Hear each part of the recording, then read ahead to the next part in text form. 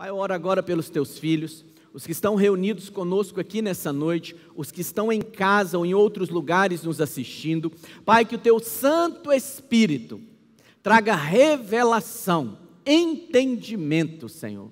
Pai, coisa que homem nenhum consegue fazer, nenhuma explicação humana é capaz de trazer compreensão a homem nenhum, mas o teu Espírito tem esse poder. Sela essas palavras no coração dos seus filhos, abre o entendimento a respeito do Evangelho da graça, e que nessa noite os seus filhos sejam transformados de glória em glória, que as riquezas celestiais sejam acrescentadas na vida dos teus filhos, em o nome de Jesus, amém.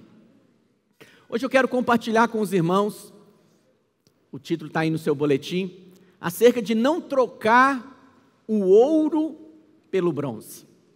E eu quero iniciar nossa palavra nessa noite, respondendo uma pergunta que foi feita acerca da diferença entre positivismo, otimismo e fé. Eu vou contar uma historinha para que você possa compreender a diferença que há entre essas três coisas. O autor diz que certa vez estava no barco, no meio do oceano, à deriva, a fé, o otimismo e o positivismo. O positivismo então se levantou e disse: vamos aprender algo bom dessa circunstância. Vamos meditar e procurar ver o lado bom do que está nos acontecendo. O otimismo então se levantou e disse: vai acontecer algo bom. É importante que nós esperemos que algo bom nos aconteça. Então a fé se levantou, arrumou o mastro, abriu as velas e declarou: o vento virá, porque eu tenho uma promessa de Deus na minha vida e eu vou chegar ao meu destino. Veja, essas três coisas são boas. É muito bom você ser alguém positivo. É muito bom você estar perto de pessoas positivas. É muito ruim estar do lado de pessoas negativas, não é verdade? Porque é muito bom você olhar para as coisas e procurar ver o lado bom das coisas. De fato, você vai encontrar coisas boas em muitas circunstâncias e pessoas. Mas esse não é o padrão de Deus para a sua vida. É muito bom também você se relacionar com pessoas otimistas, não é verdade? Muito ruim, pessoa pessimista, pessoa que só está esperando coisas ruins. Então é muito bom as pessoas serem otimistas, mas também não é o padrão da palavra de Deus. Não confunda otimismo com a esperança bíblica. O que é a esperança bíblica? Projeta para mim, por favor, Hebreus 11, versículo 1. Olha o que nos diz a palavra de Deus. Ora, a fé é a certeza. Certeza. Eu tenho plena convicção. Não há nenhuma dúvida em mim. É a certeza de quê? De coisas que o que, irmãos? Se esperam. Olha a esperança aí. A fé e a esperança andam alinhadas. Na realidade, a esperança, ela é a base da fé. Todo filho de Deus, ele tem que ter essa esperança no seu coração. Mas a esperança não é como o otimismo do mundo. Por quê? O otimismo do mundo é assim: uma pessoa senta no ponto de ônibus e declara: vou sentar aqui, vou esperar o ônibus passar. Aí as pessoas chegam e dizem: rapaz, o que você está fazendo aqui? Estou esperando o ônibus passar. Mas não passa ônibus aqui. Não tem nenhuma linha que passa por esse trajeto. Mas ele diz: mas eu vou esperar, o ônibus vai passar. Vê, ele não tem base nenhuma para esperar. O otimismo por si só não gera resultados na vida da pessoa. Mas a esperança bíblica é diferente. Ele prometeu: fica nesse ponto de ônibus que eu vou voltar com o ônibus e vou te buscar aqui. Então a pessoa senta e espera o ônibus passar.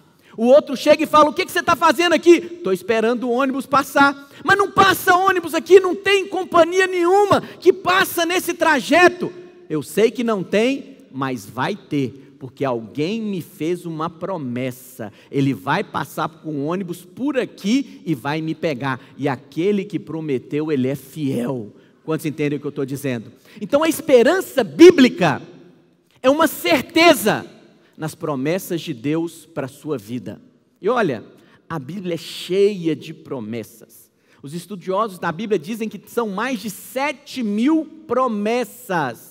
Então é importante que você conheça a palavra de Deus, para que você possa se apropriar dessas promessas de Deus para a sua vida.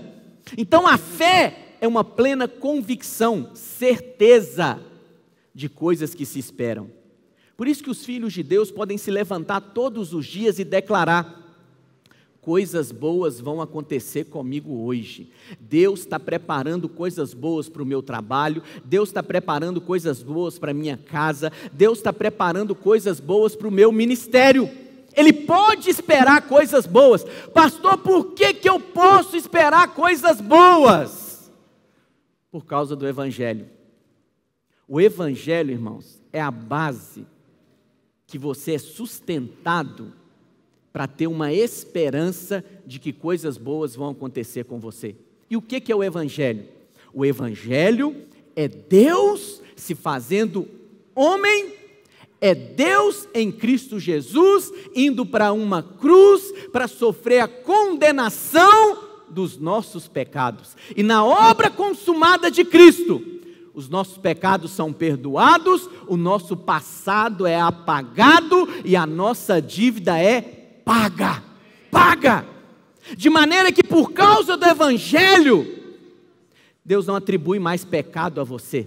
Por causa do Evangelho, você não tem que ter medo, por causa dos seus erros e das suas falhas, que agora coisas ruins vão vir para você, não. Por causa do Evangelho, da graça de Deus, você pode chegar com uma santa ousadia, na presença de Deus, diante do trono da graça, e declarar: eu fui justificado por fé, eu agora sou feito filho de Deus, portanto, Pai, eu venho aqui e venho pedir, porque a Tua palavra diz: todo o que pede, recebe.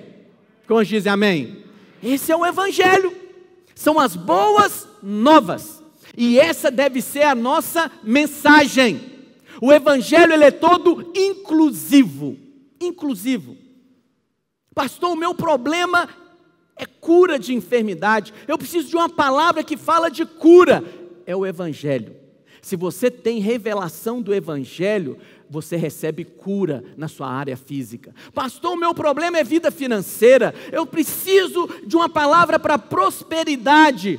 É o Evangelho. Quando você tem revelação do Evangelho, a provisão chega na sua vida. Pastor, quer dizer então que nós cremos no Evangelho da prosperidade? Não existe tal coisa. Não existe Evangelho da prosperidade. Só existe um único Evangelho. Mas é inevitável que o Evangelho traga provisão, prosperidade para a sua vida. É inevitável que o Evangelho traga saúde para o seu corpo físico. É inevitável que o Evangelho traga alegria para o seu espírito. É inevitável. Portanto, o centro, o tesouro de Deus é o Evangelho. É o Evangelho. Ô irmãos, nós precisamos avançar nessa compreensão do Evangelho, nessa revelação do Evangelho. Muito bom que o pastor Marcos conduziu a oração aqui, né? A vida eterna é esta, conhecer a Ti, porque de fato nós temos que conhecer a Cristo, e a cada momento que pela graça de Deus nós vamos sendo descortinados, e por um vislumbre nós contemplamos essa graça, mais nos tornamos ricos diante de Deus. Essa é a maneira de Deus enriquecer os filhos de Deus, é através do Evangelho. Mas o diabo não quer isso. O diabo sabe que a maneira dos filhos de Deus serem enriquecidos é pela compreensão do Evangelho. E o que o diabo faz? Resiste fisicamente, impedindo os filhos de proclamarem, de ouvirem o Evangelho, mas resiste também promovendo uma mistura mistura, uma contaminação do Evangelho.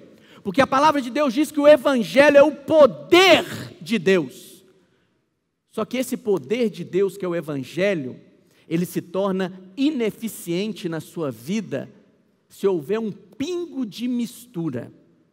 Uma coisa mínima que seja, se houver uma contaminação do Evangelho, ele perde eficácia na sua vida. Eu louvo a Deus, porque nós fazemos parte de um ministério, e pela graça de Deus, através do pastor Aloísio, nós somos ministrados com um Evangelho puro. Algumas pessoas às vezes falam comigo: pastor, o senhor conhece fulano? Não. O senhor conhece Beltrano? Também não. Pastor, o senhor tem que ouvir? Não. Eu guardo os meus ouvidos. Eu guardo os meus ouvidos, porque eu não quero ser contaminado por qualquer que seja uma mistura do Evangelho. Como estão entendendo o que eu estou dizendo? Isso é muito sutil, muito sutil. E olha, há duas coisas acerca do Evangelho da graça, que é verdade, que você precisa tomar cuidado. A primeira é a seguinte: você ouve, né? Nós estamos ouvindo há mais de 7 anos, ininterruptamente, todos os domingos, a mensagem da graça, porque essa é a única mensagem que tem poder, esse é o único assunto que existe, é o único, não existe outro. Você ouve uma vez, ouve 2 vezes, ouve 3 vezes, aí você vai contar para alguém, você fala com o seu parente: rapaz, a mensagem é boa demais. E o seu parente fala: então me conta. E você começa a contar, mas você não consegue. Você fala: não, eu vou pegar um CD para você escutar. Por quê? Porque apesar de ser simples, precisa de revelação para quem vai falar. Apesar da mensagem ser simples, precisa de revelação para quem vai escutar. Então as pessoas dizem: a mensagem da videira é muito mamão com açúcar, é muito simples, mas eles não conseguem pregar as nossas mensagens. Por quê? Porque a graça precisa de revelação àqueles que querem compartilhá-la. Mas para entender também, filho, precisa de revelação. Esse é um dos princípios. O outro princípio é o seguinte: você ouve a mensagem da graça. Ouve 1, 2, 3, 9 vezes. Se na 10ª vez você escuta alguém pregar lei, você perdeu tudo, zerou o marcador. Por isso que eu digo para você que eu sou seleto com meus ouvidos. Eu não tenho interesse de ouvir outra mensagem. Eu tenho interesse de ouvir aqueles que falam genuinamente a mensagem da graça sem mistura. E olha, é pela graça de Deus, mas aqui você tem sido enriquecido a cada domingo. A cada domingo, quantos testificam que isso é verdade? A cada domingo é a mensagem da graça. Por isso que você deve ter cuidado, filho, em ouvir outras pessoas. Seja um eloquente pregador, seja um famoso pregador, seja alguém que tem muitos seguidores nas mídias sociais. Cuidado, cuidado. Porque o diabo, ele quer roubar essa mensagem de você. O diabo não quer que você tenha plena revelação do Evangelho da graça, porque ele sabe que o Evangelho é o poder de Deus. Ele sabe que você é enriquecido com a compreensão da mensagem do Evangelho. Isso aconteceu com as nossas igrejas na Galácia. Paulo vai escrever uma carta para os irmãos da região da Galácia. Olha o que Paulo diz. Projeta, por favor, Gálatas. Gálatas 1, versículo 6.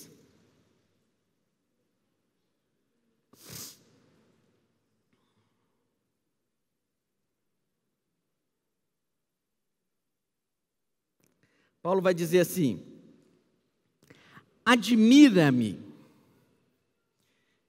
Paulo está dizendo: eu estou perplexo com vocês. Eu compartilhei o Evangelho da graça. Eu contei para vocês que Deus, em Cristo Jesus, te deu tudo. Te deu perdão, te deu salvação, te redimiu dos seus pecados, te deu toda a provisão de cura, toda a provisão financeira, de alegria, te deu tudo, inteiramente de graça. Mas agora os irmãos gálatas, eles querem, de alguma maneira, ter uma obra envolvida. Eles não querem simplesmente receber tudo de graça. Infelizmente isso acontece em muitas igrejas. Muitas igrejas. Os crentes, eles creem que foram salvos pela graça. Mas agora eles acreditam que para manter essa salvação, depende deles. Depende deles. E aí a pessoa fala, pastor, essa mensagem é muito perigosa. Perigosa? A mensagem seria perigosa se eu dissesse para você, você foi salvo pela graça, mas não acha que agora vai ser assim, facinho não. Você tem que ter obras para manter a sua salvação. Cuidado para você não perder a sua salvação. Isso sim é uma mensagem perigosa, porque é uma mensagem misturada. Todas as vezes que a mensagem leva o homem a achar que pela sua própria obra ele tem que manter a sua salvação, é uma mensagem que foi misturada.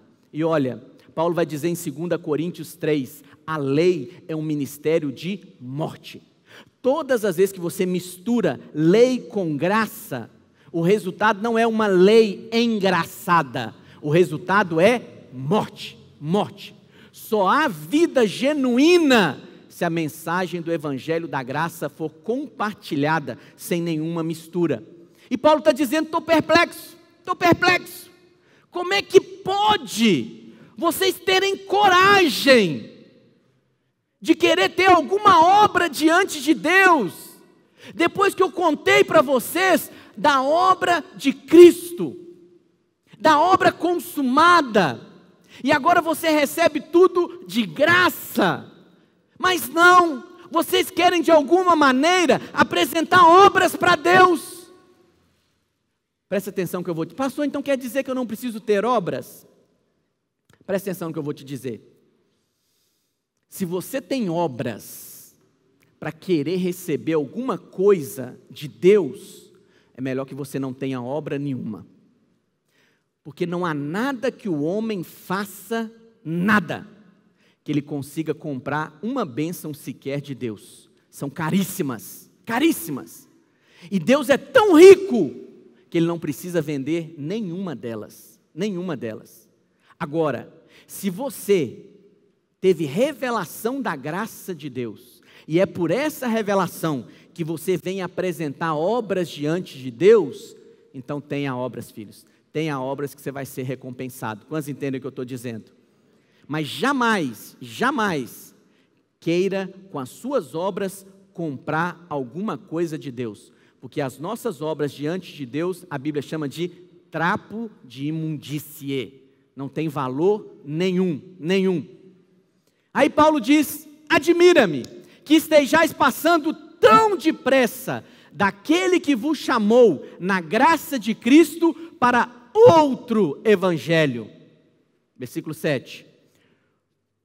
O qual não é outro, senão há alguns que vos perturbam e querem perverter o evangelho de Cristo. Então Paulo está dizendo, olha, estão querendo perverter, bagunçar, distorcer o evangelho de Cristo. Pastor, distorcer o evangelho de Cristo com o quê?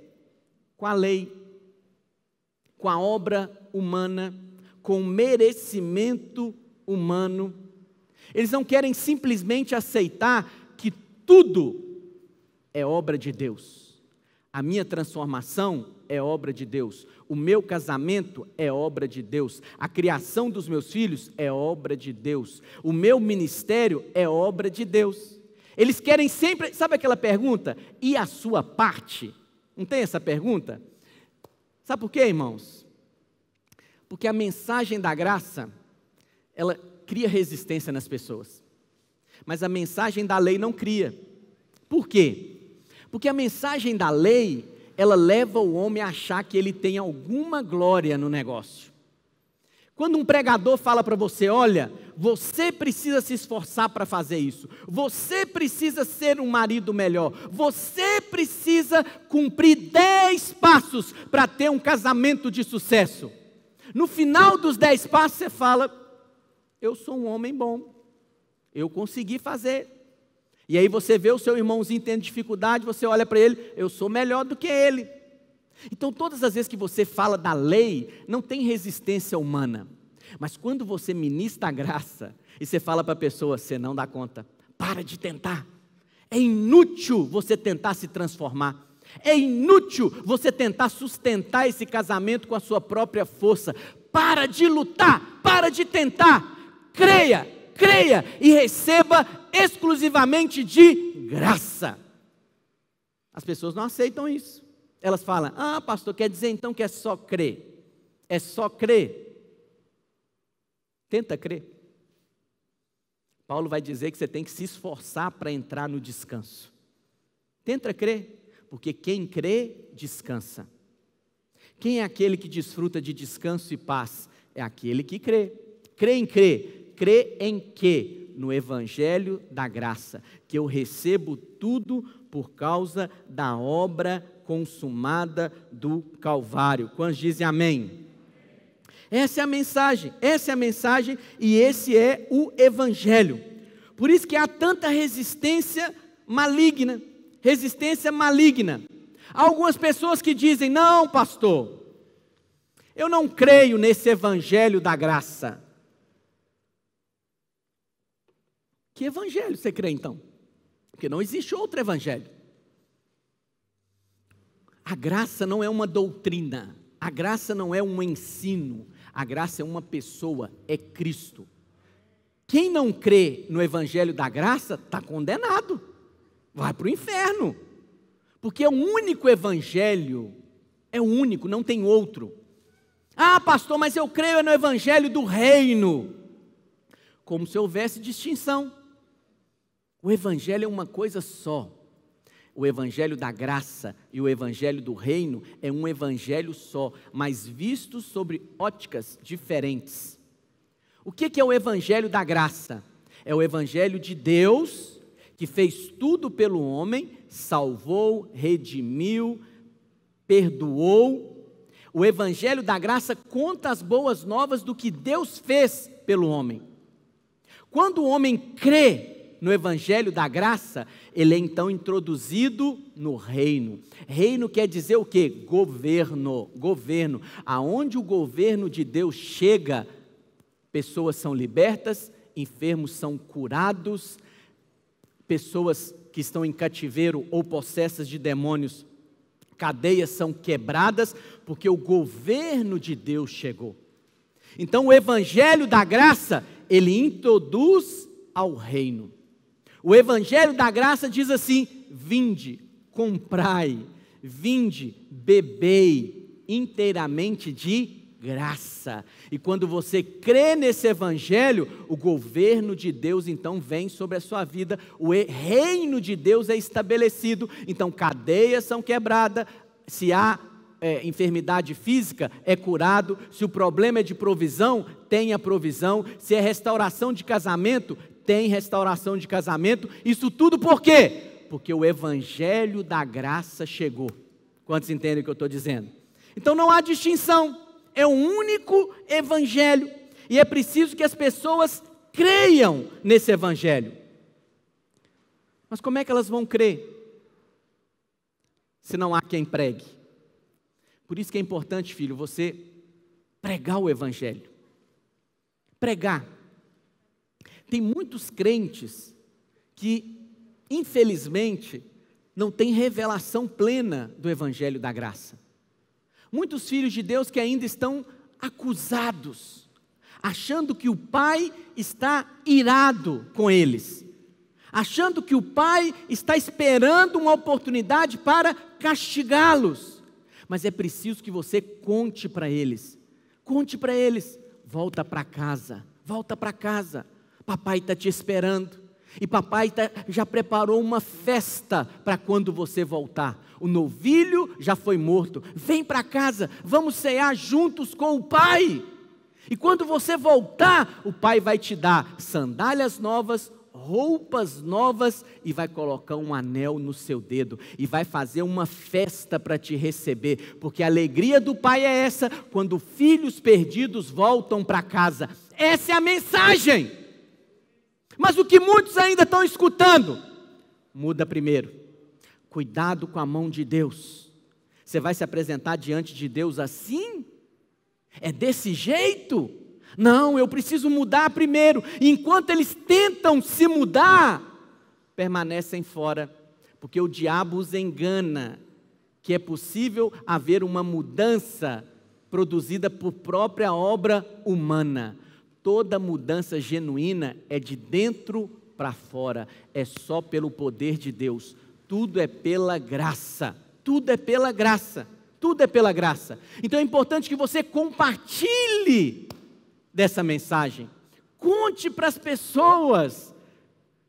Eu não sei por que tem gente que acha ruim de ouvir notícia boa.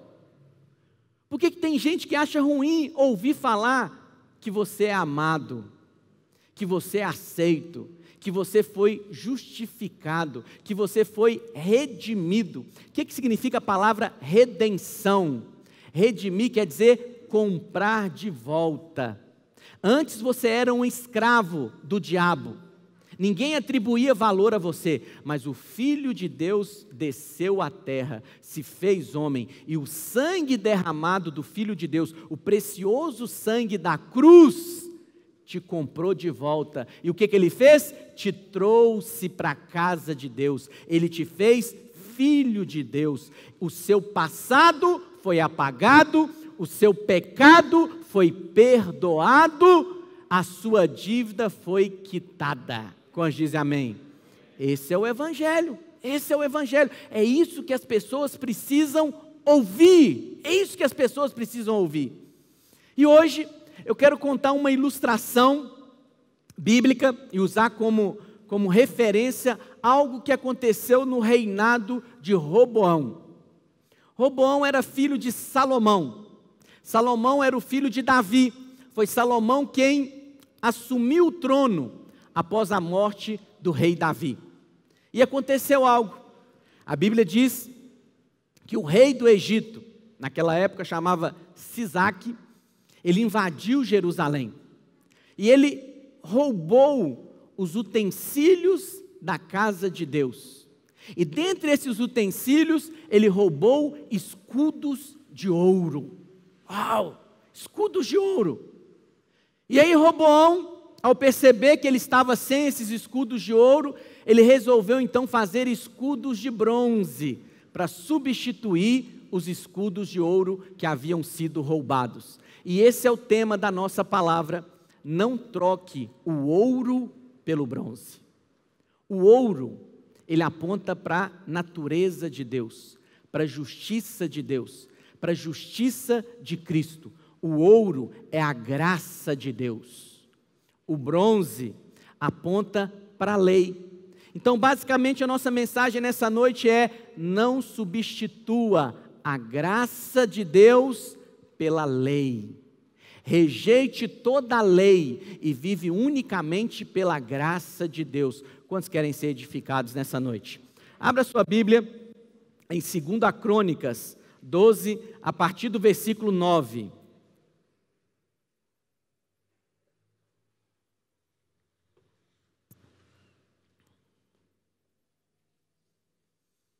Subiu, pois, Sisaque, rei do Egito, contra Jerusalém, e tomou os tesouros da casa do Senhor e os tesouros da casa do rei. Então, olha só. Esse rei, ele entrou em Jerusalém e tomou os tesouros da casa do Senhor. Há um tesouro reservado para os filhos de Deus. Esse tesouro é a mensagem. A mensagem do Evangelho, ela é a panaceia, né? O que é a panaceia aí no mundo? É o remédio que cura tudo.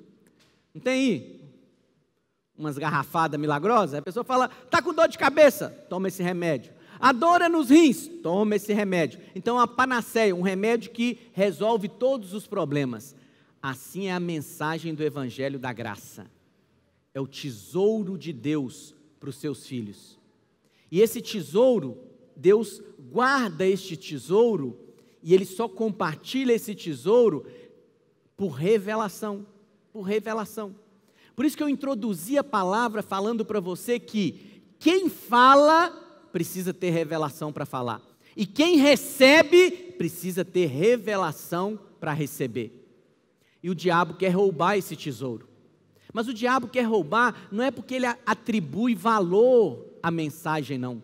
O diabo quer roubar a mensagem porque ele sabe que a mensagem enriquece você. Todas as vezes que você vem para o culto, você vem para ser enriquecido com a mensagem. Você não vem aqui para ouvir uma palavra de condenação, porque a lei sempre condena, a lei sempre lança dúvida. Será que você é filho de Deus? Será que você realmente é um discípulo? Será que Deus está satisfeito com você? A lei sempre lança dúvida. É a serpente falando com Eva. É assim que Deus disse? Então você não vem para uma reunião para ouvir lei, para ouvir dúvida. Você vem para a reunião para ouvir a mensagem do Evangelho da Graça. Quando a mensagem do Evangelho da Graça ela é compartilhada, ela não gera dúvida no seu coração. A mensagem do Evangelho é sempre uma afirmação de identidade. Você é filho, você é amado, você é aceito, você foi justificado. Mas e esse erro meu aqui? Ok, tem um erro aqui, mas ele não muda a sua posição diante de Deus. Diante de Deus você continua sendo filho. Diante de Deus você continua sendo justo, porque a sua justiça você não a recebeu por obra sua, você recebeu como um dom da justiça, você recebeu por causa da obra de Cristo. Então, da mesma maneira, essa justiça não é retirada de você por causa da sua própria obra. Quantos entendem o que eu estou dizendo? Então você vem para ouvir isso, e o diabo sabe que quando você ouve essa mensagem, você é enriquecido, filho, você é enriquecido, porque a mensagem da graça é uma panaceia para os filhos de Deus, ela é tudo. Se o problema como eu disse para você, é uma enfermidade física, quando a pessoa ouve a mensagem do Evangelho, ouve a obra consumada do Calvário, ela recebe cura. Se o problema é financeiro, quando ela tem revelação do Evangelho da Graça, ela recebe provisão. Então presta atenção no que eu vou te dizer. Independente de qual seja o seu problema, ou se nem há problema no momento, procure pedir ao Senhor revelação da mensagem do Evangelho. A cada domingo que nós estamos compartilhando a mensagem, ouça uma vez, 2 vezes, 3 vezes, 4 vezes, 5 vezes, 6 vezes, até chegar na 7ª e aí você tem uma mensagem nova para ouvir. Aí você começa tudo de novo. Mas ouça todos os dias, e a cada dia que você ouvir, peça ao Espírito Santo de Deus, abra o meu entendimento, dessa maravilhosa graça. E sabe qual é um sinal de que você está vendo a graça de Deus? Uma é a sensação de paz que você tem. Mas há uma outra sensação também que eu vou te contar. Aquela sensação de que tem mais. Aquela sensação de que você não fica satisfeito com a revelação recebida. Você fala, tem mais, tem mais. E aí você é movido pelo Espírito a procurar mais. Por isso que quando você ouve a palavra uma vez e você recebe ali uma porção de revelação, você ouve de novo. E quando você ouve de novo, você recebe outra porção. E você fala, meu Deus, eu já ouvi essa palavra 2, 3 vezes, eu não tinha percebido isso. E você ouve de novo. Aí quando você ouve de novo, outra porção é acrescentada a você. Aí quando você começa a compartilhar a palavra, brota uma palavra na sua boca, você fala, meu Deus, essa aqui foi revelação de Deus. E aí você se torna atraído pela mensagem. Quanto mais você come, mais vontade dá de comer. É aquela comida que ela ela sacia sua fome por um lado, mas por outro ela te instiga a ficar com mais fome. Como estão entendendo o que eu estou dizendo? Assim é a mensagem, assim é a mensagem. A mensagem, filho, é tudo que nós temos. A mensagem é o tesouro de Deus guardado para os seus filhos. Então, se você vai aconselhar alguém, em qualquer circunstância que você esteja envolvido, procura meditar na mensagem. Procura compartilhar a mensagem. Ela é o suprimento de Deus para todas as áreas da sua vida. É por isso que o diabo quer roubar. A Bíblia diz que esse Sisaque, ele era o rei do Egito. Então ele era um faraó. Nós sabemos que o Egito tipifica o mundo. Faraó tipifica o diabo. O diabo quer roubar a mensagem. Mas o Egito também tem uma coisa interessante. No original hebraico, a palavra Egito, ela significa Misraim. Misraim. Misraim significa tribulação dobrada, problema dobrado.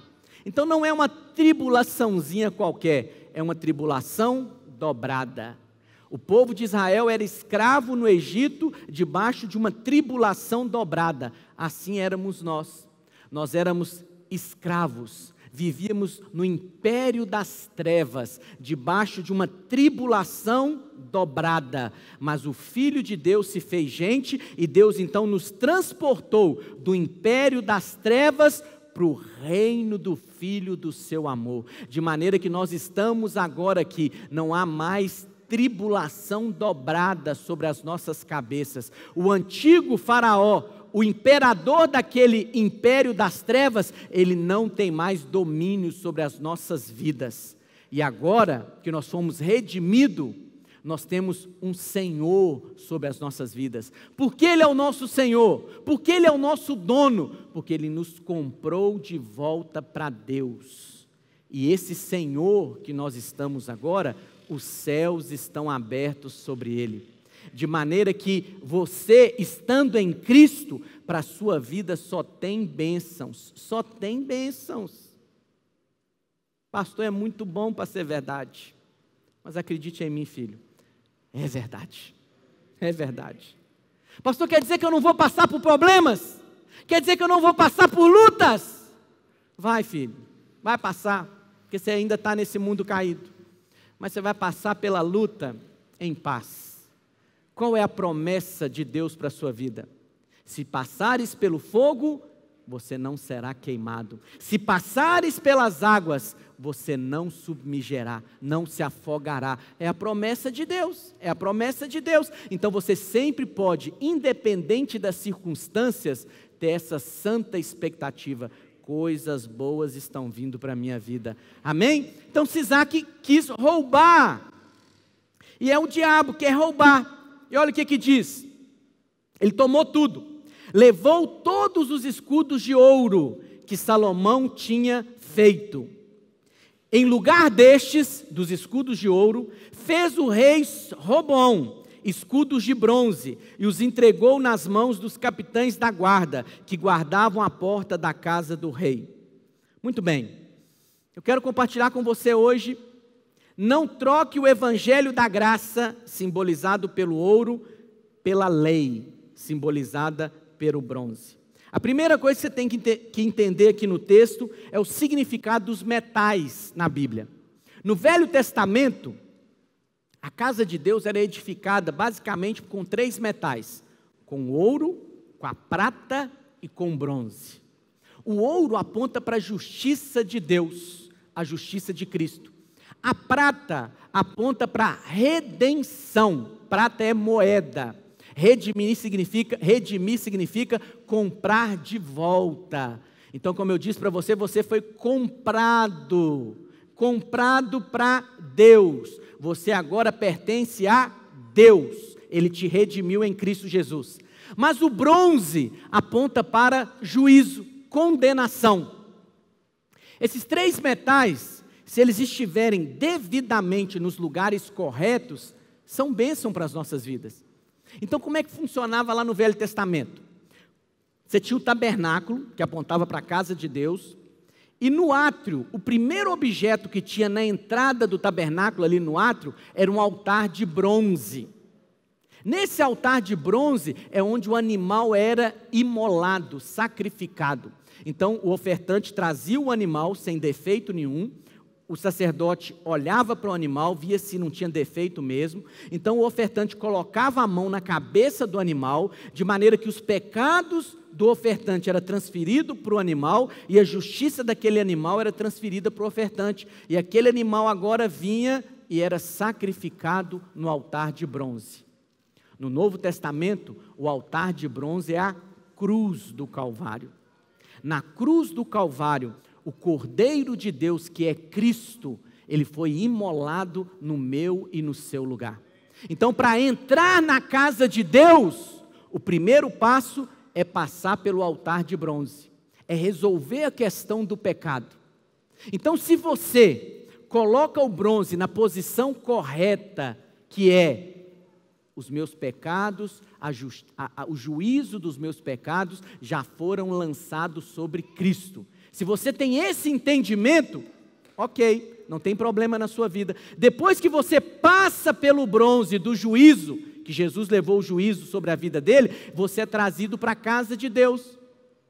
Quem paga esse caminho para você é a prata da redenção. Lembra lá que nós compartilhamos das madeiras do tabernáculo? A madeira é trazida, ela é revestida de ouro, que é a justiça de Cristo, e sobre as bases de prata.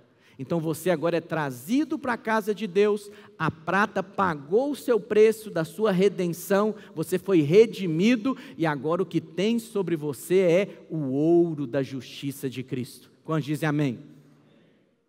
Esses são os metais. Então o bronze significa juízo, juízo. Então quando você troca ouro por bronze, você está trocando a graça, a justiça da fé pela lei, pela condenação. Sabe o que acontece, filho? Ouro e bronze se parecem. Pelo menos quem não conhece ouro, olha uma peça de ouro, se for um ouro puro, e uma peça de bronze, eles têm aparência semelhante. Infelizmente isso acontece em muitas igrejas. Pastores estão pregando bronze e o rebanho está achando que é ouro. Percebe? Pastores estão ministrando condenação, morte, e o rebanho está confundindo com o ouro do Evangelho. Por quê? Porque tem uma aparência semelhante. Há alguma glória em se ministrar a lei? Sim. Paulo vai dizer em 2 Coríntios que Moisés, quando ele descia do monte, Moisés representa a lei, ele colocou um véu para o povo não perceber que a glória estava se esvaindo, era uma glória desvanecente. E quando Moisés desceu do monte, o povo correu, aterrorizados, porque é isso que a lei faz, a lei afasta.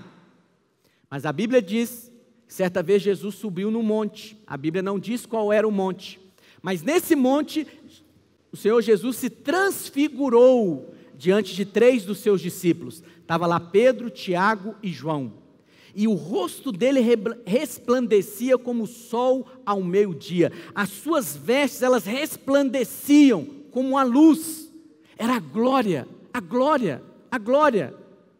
E aí então Jesus desce do monte. Quando ele desce do monte, o Evangelho relata que as multidões corriam para ele. Essa é a graça de Deus. A graça de Deus atrai as pessoas. E aí ele chegou lá embaixo, estava tendo uma demanda. Um pai trouxe um filho endemoniado para ser liberto, os discípulos não conseguiram expulsar o demônio.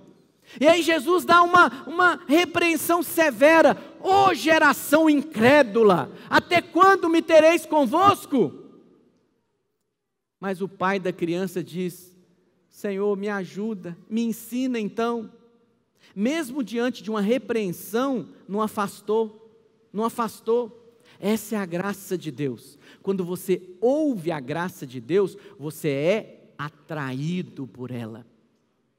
Sabe o que acontece? Esse é um sinal de que a igreja está ministrando o evangelho da graça. Quando os pecadores são atraídos. Quando os filhos que estão lá fora, eles são atraídos de volta. É porque a graça é compartilhada. Tinha uma pessoa que está frequentando os nossos cultos, alguns domingos, e após o domingo de ceia, ele veio me procurar e falou: pastor, eu sou desviado, muitos anos, fora da vida da igreja, e eu senti vontade de ceiar, mas não tive coragem, porque eu conheço a palavra de Deus. Conhece? Conheço. E lá na palavra de Deus, Paulo vai dizer aos coríntios que o homem não deve tomar a ceia indignamente. Então, eu fiquei com temor, porque eu não sou digno de tomar a ceia, mas fiquei com vontade de tomá-la. E eu perguntei para ele: quem é digno de tomar da ceia do Senhor? Qual é o homem que pode se levantar e dizer: eu sou digno, eu sou digno? Ninguém é. Ali a expressão indignamente é um advérbio. Ela se refere não à qualidade da pessoa, mas à postura. Qual que é a postura indigna de tomar a ceia? É não discernir o pão e o sangue.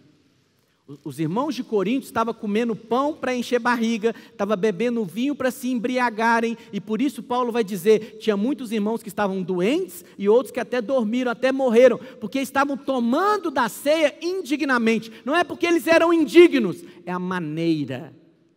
E eu falei com ele: você quer tomar a ceia? Eu quero. Não me lembro agora se são 10 ou 15 anos sem tomar ceia. É filho. É filho, mas por causa da acusação do diabo, estava sem desfrutar da herança dos filhos de Deus. Então, quando a igreja, ela consegue atrair as pessoas, ela consegue trazer de volta os filhos de Deus, consegue atrair os pecadores, é porque a mensagem do evangelho está sendo ministrada. Porque quando a lei é ministrada, as pessoas correm, as pessoas se afastam. Quantos entendem o que eu estou dizendo? Então esse é o primeiro ponto. Mas há um outro ponto também. Que o ouro, irmãos,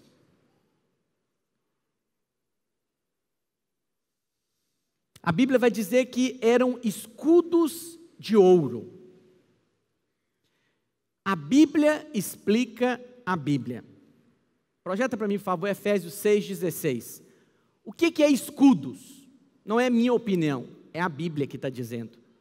Olha o que Paulo vai dizer. Vistam-se toda a armadura de Deus para poderem ficar firmes contra as ciladas do diabo. É o 16 que eu quero.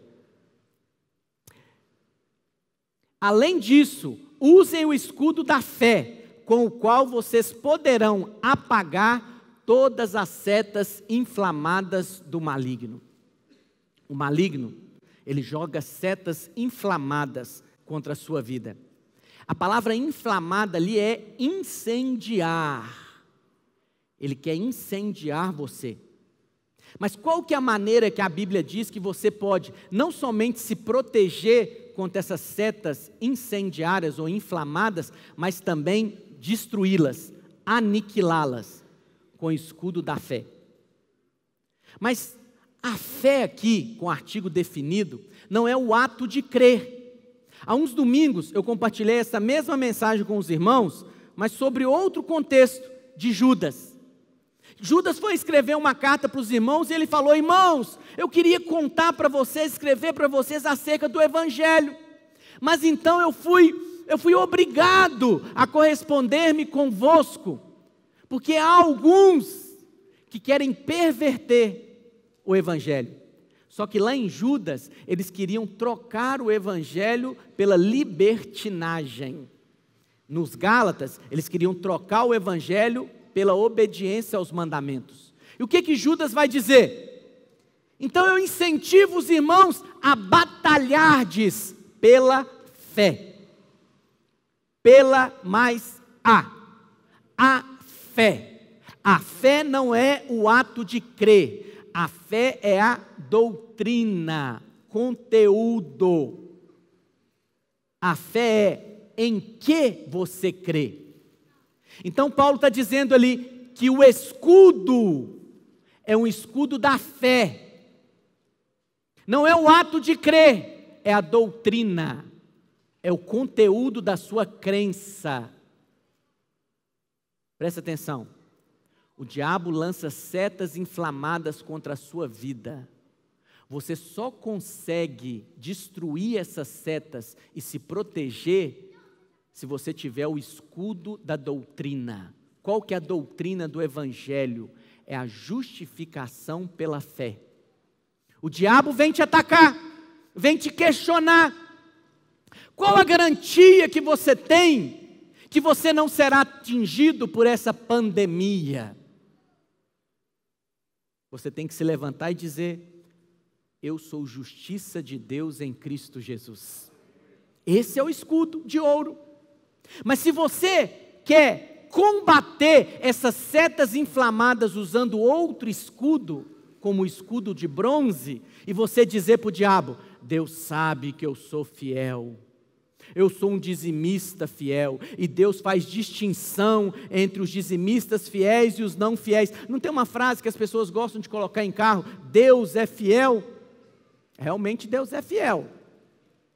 Fiel às promessas dele e à obra do Calvário. A obra do Calvário. Então esse escudo da fé é o escudo de ouro. É o escudo de que você crê na mensagem do Evangelho. A fé é a fé da justificação pela fé. É somente com esse escudo que você consegue apagar, destruir, aniquilar os dardos inflamados do inimigo contra a sua vida. Quantos dizem amém? É esse o escudo da fé, é o conteúdo da sua crença. É a fé do Evangelho, que nós fomos justificados pela fé. É a justiça de Deus, é a troca do Calvário. No Calvário, Deus pegou os meus pecados e colocou em Cristo. E no Calvário, Deus pegou a justiça de Cristo e colocou em mim. De maneira que eu fui feito justiça de Deus em Cristo Jesus. Quando Deus olha para mim, Ele não atribui pecado, porque eu estou vestido da justiça de Cristo. É essa mensagem, é com esse escudo que você consegue apagar os dardos inflamados do maligno. Mas tem irmãos que ainda falam: pastor, eu não estou conseguindo crer, eu preciso crer. Como se fé fosse algo que depende da sua obra. Tudo é pela graça, filho, tudo é pela graça. Quanto mais você entende o Evangelho da graça, mais você é cheio de fé, não é verdade? Se você tem revelação de que você é justiça de Deus em Cristo Jesus, que todos os seus pecados foram perdoados, que o seu passado foi apagado diante de Deus, que a sua dívida foi quitada. Eu pergunto para você: você tem fé ou não tem para chegar diante do trono da graça com ousadia e falar: Pai, eu fui feito filho, sobre mim não há mais nenhuma condenação, e eu te peço isso, aquele que não poupou o seu único filho, me entregou por mim, graciosamente, o que ele vai me negar? Dinheiro? Cura? Restauração de casamento? Restauração, libertação de vício, de pecado? Nada. Nada. Portanto, o Evangelho, a compreensão do Evangelho, te dá fé também. Está vendo que tudo é pela graça, irmãos? Porque tem gente que se gaba até da fé. Dizem para outros: você precisa ter fé, você precisa ter fé. Como se fé fosse resultado de esforço humano. Não é. Fé é resultado de revelação da graça de Deus. Amém? Quantos estão entendendo o que eu estou dizendo? Mas trocar o ouro por bronze também nos fala de preferir a aparência do que a realidade. Tem gente que vive de aparência. Sabe por quê? Quem vive pela lei, ele vive de aparência. O tempo todo ele está preocupado com o que as pessoas vão dizer. O tempo todo ele está preocupado em demonstrar algo diante das pessoas. É o tempo todo assim. Mas quem vive pela graça, vive pela realidade. Ele não tem problema de admitir pecado, falhas ou erros, porque ele sabe, eu fui justificado pela fé.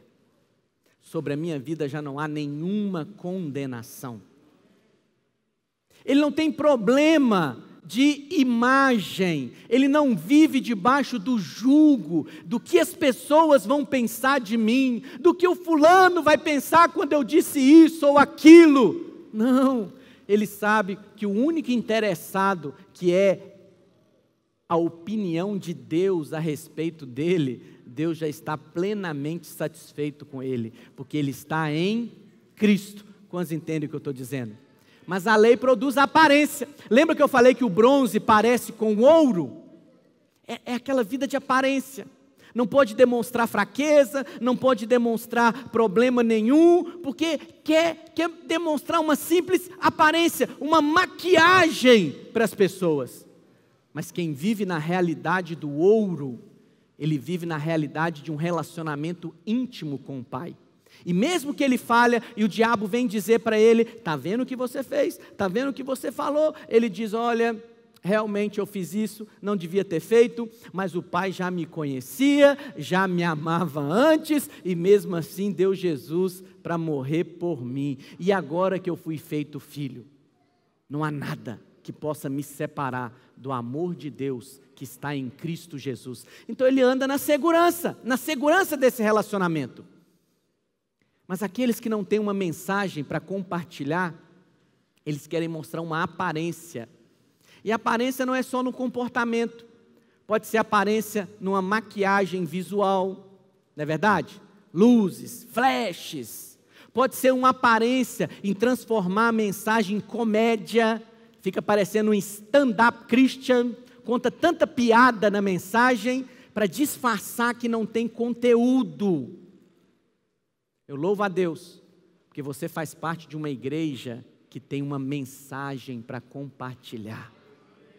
Todo domingo você vem aqui e há um alimento sólido para alimentar você.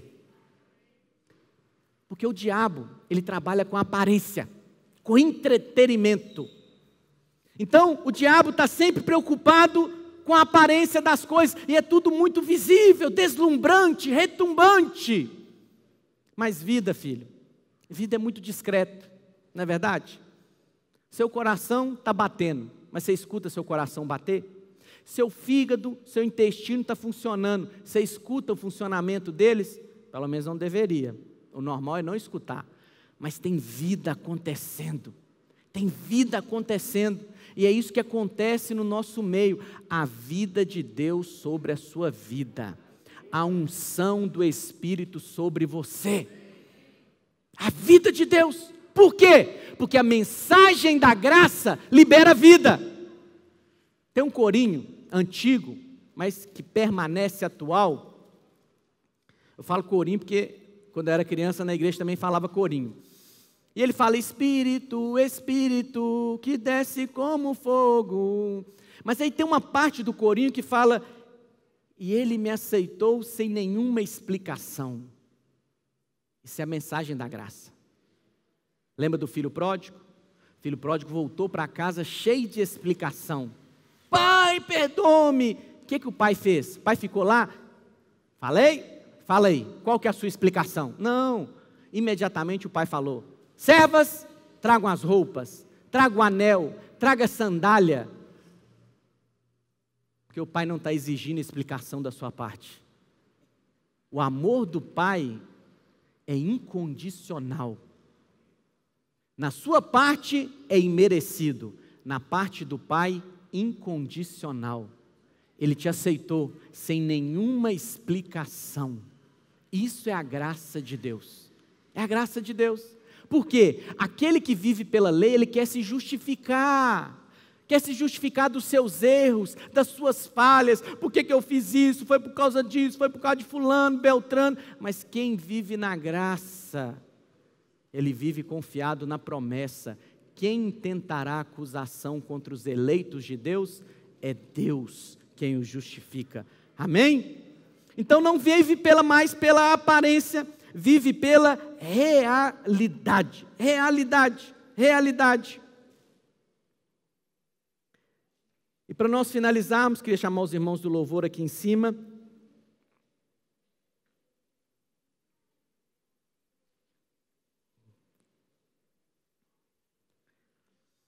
Queria que você ficasse em pé no seu lugar. Para encerrar, eu quero falar um pouquinho sobre Sisac. Lá em Apocalipse 19, a palavra Sisac, eu falei para você o que significa Egito, tribulação dobrada. Mas Sisac significa ávido por linho. Alguém que quer o linho. Em Apocalipse 19 vai dizer que o linho é a justiça de Deus. Sisac, o rei do Egito, ele quer roubar a sua justiça, filho. Pastor, mas tem como roubar a minha justiça? Não e sim. Você foi justificado uma vez por todas, não tem como roubar isso. Mas ele quer roubar a sua revelação, o seu entendimento dessa justiça. Todas as vezes que Sisac rouba a sua justiça, você vive uma vida sem desfrutar de vida abundante. Você vive uma vida debaixo de condenação. Você não consegue desfrutar de vida abundante. Por quê? Porque você deixou que roubassem a revelação da justiça pela fé. Lá e também em 2 Crônicas 12, versículo 12, olha o que vai dizer. Como Roboão se humilhou, a ira do Senhor afastou-se dele. Porque no Velho Testamento tinha ira. Porque a cruz ainda, Jesus não tinha morrido na cruz. E ele não foi totalmente destruído. Aliás, ainda havia algo de bom em Judá. O que o Senhor está nos dizendo aqui? Levou os escudos de ouro, perdeu a percepção da justificação pela fé, mas ainda tem algo de bom. Tem muitos crentes que vivem sem essa revelação, mas tem algo de bom na vida deles. Eles são crentes, são filhos de Deus, mas é preciso que você conte para eles. Muitos deles, eles estão enganados porque eles não foram ensinados. Eles acham que a salvação é pela graça, mas agora essa vida cristã depende da obra deles. Então o tempo todo eles estão tentando agradar a Deus, e como eles são crentes sinceros, eles veem que não dão conta, eles se sentem condenados, frustrados. É preciso que você conte para ele acerca da justificação pela fé. É preciso que você fale para ele, da mesma maneira que ele recebeu Cristo, que foi pela graça, assim ele deve andar também, pela graça. Erga suas mãos ao Pai. Quero orar com você antes de nós ministrarmos uma canção. Os irmãos que estão em casa, feche os seus olhos. Espírito Santo de Deus, traga revelação aos seus filhos nessa noite. Não queremos edificar uma igreja de aparência. Queremos edificar na realidade. Queremos edificar com o ouro da justiça de Cristo. Livra os teus filhos de quererem andar pela lei. Livra os teus filhos, ó Pai, em nome de Jesus, de querer edificar algo com substituto humano, com obra humana. Livra-os disso. E que a cada dia os olhos dos teus filhos possam ser abertos para contemplar a graça de Deus, para andarem por esta mensagem, Pai, que os teus filhos possam receber esse encargo, Senhor, de preservarem a mensagem do Evangelho, sem nenhuma contaminação, sem nenhuma mistura, e falarem desta mensagem, em nome de Jesus, amém. Gloriarei em mim, a não ser na minha fraqueza. Sua graça me sustentou, e ela me basta com certeza.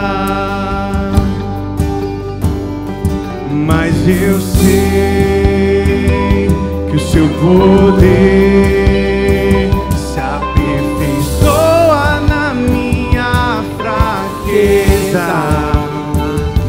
E quando eu me dobrar, a sua força opera em mim. E eu sei que a sua graça é pra mim. Aleluia. E eu sei que a sua bondade não tem fim, Jesus.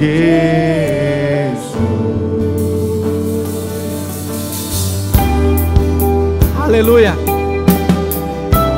Aleluia.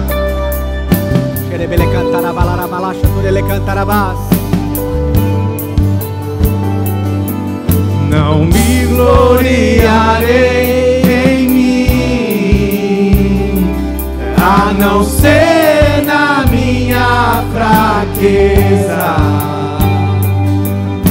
Sua graça me sustentou, ela me basta com certeza.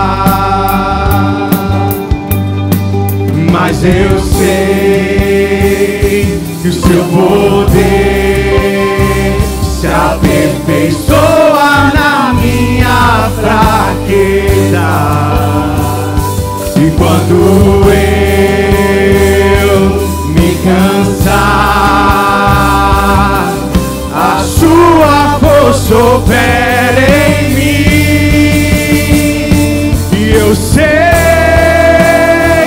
que a sua graça é pra mim. Aleluia. E eu sei que a sua bondade não tem fim, Jesus.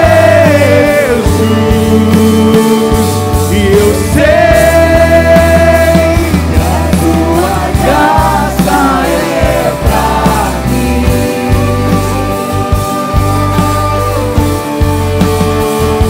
E eu sei que a sua bondade não tem fim, Jesus. Quando eu não posso, quando eu não consigo, quando estou fraco, quando estou caído, quando eu não posso, quando eu não consigo, quando estou fraco, quando estou O que ele faz com você? você me levanta e me encoraja, você me dá força, você me resguarda, você me levanta e me encoraja, você me dá força, você me resguarda. Eu sei que a sua graça é pra mim. E eu sei que a sua bondade não tem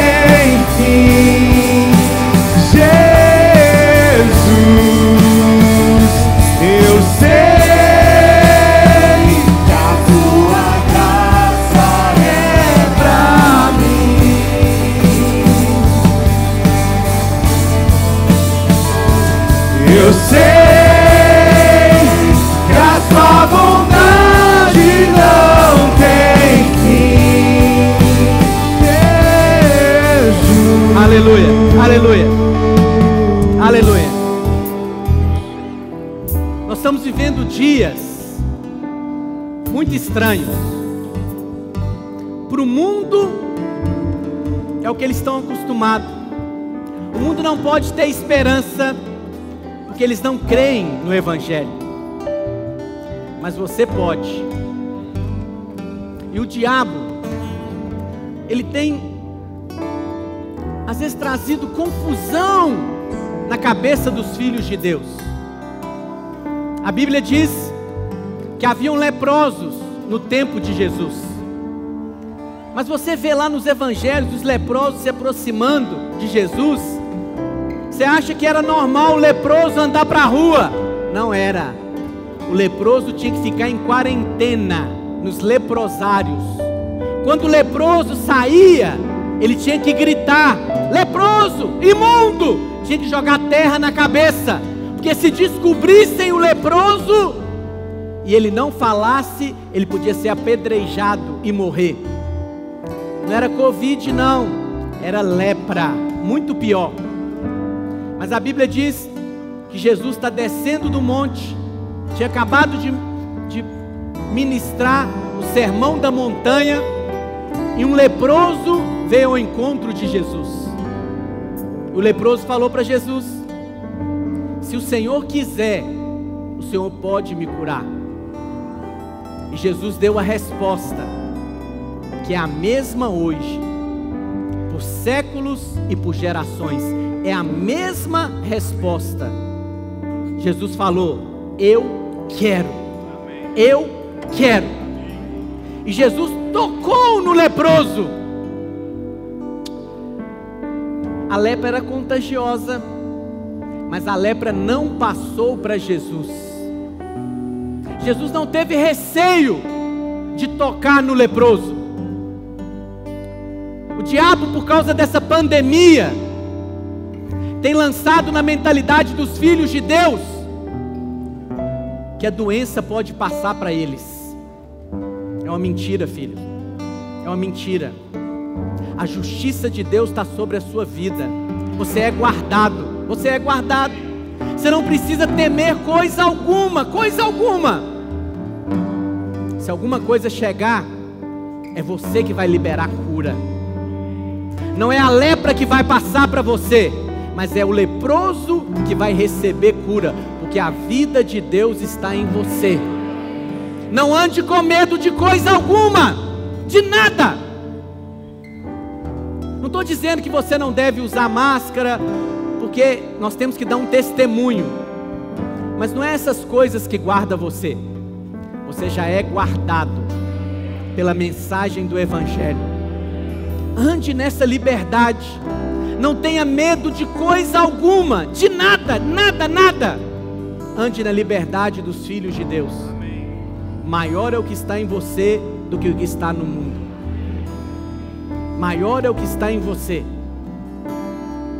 A vida de Deus está dentro de você. É você que transfere vida. A morte não pode mais tocar você, porque você é revestido da justiça de Deus em Cristo Jesus. Quantos dizem amém? Pai, eu abençoo os seus filhos nessa noite. Eu declaro, Senhor, uma semana abençoada, debaixo do favor do Senhor. Livra os teus filhos de todo medo. Livra os teus filhos, livra-os. Eu declaro uma mente aberta, uma mente lúcida. Eu declaro revelação do Evangelho da Graça sobre a vida dos seus filhos, em o nome de Jesus, amém.